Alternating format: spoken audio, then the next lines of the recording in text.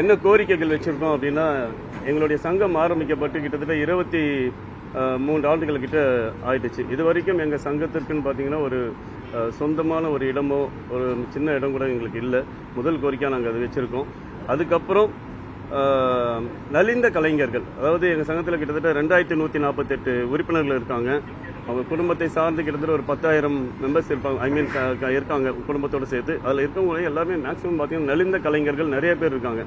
அந்த நலிந்த கலைஞர்களுக்கு கேட்டதை நமக்கு மாதந்தோறும் ஏதாவது உதவித்தொகை நம்ம அரசாங்கம் மூலமாக அரசு உதவித்தொகை கிடைக்கணும்னு நம்ம கேட்டிருக்கோம். இதுக்கு அடுத்தது மருத்துவம்ங்கிறது ரொம்ப இன்னைக்கு முக்கியமான ஒன்றாக இருக்குது. இதில் 2148 உறுப்பினர்கள் எங்கள் சங்கத்தில் இருந்தாலுமே அதில் ரெகுலராக வேலை அப்படின்னு பார்த்தீங்கன்னா ஒரு 150லேருந்து 200 பேருக்கு தான் இருக்குது. இது யாருக்கும் வேலை வாய்ப்புன்றது எங்களுக்கு மிகப்பெரிய பிரச்சனை இருக்குது. அதனால் அவங்களால மருத்துவம் பார்க்குறதோ வேறு கல்விக்கோ எல்லாத்துக்குமே ரொம்ப கஷ்டப்படுறாங்க. ஸோ அதனால் மருத்துவங்கிறது எங்களுடைய உறுப்பினர் அட்டை இருக்கும்போது நம்ம அரசாங்க மருத்துவமனையில் அந்த கார்டு கொண்டு போய் காட்டினாங்கன்னா அதில் அவங்களுக்கு உடனடியாக அந்த அவசர சிகிச்சை செய்து கொடுக்குமாறு நம்ம கேட்டிருக்கோம். இந்த 3 கோரிக்கைகள் நாங்கள் இந்த நேரத்தில் வச்சுருக்கோம். நிச்சயமாக மாண்புமிகு தமிழக முதலமைச்சர் ஐயா அவர்கள் இதை செஞ்சு கொடுப்பாங்கன்ற நம்பிக்கை இருக்குது. ஏன்னா நிச்சயமாக அது பேசலாம்னு சொல்லியிருக்காங்க. ஸோ அவங்களுக்கு இந்த நேரத்தில் நாங்கள் நன்றியை தெரிவிச்சுக்கிறோம். நன்றி.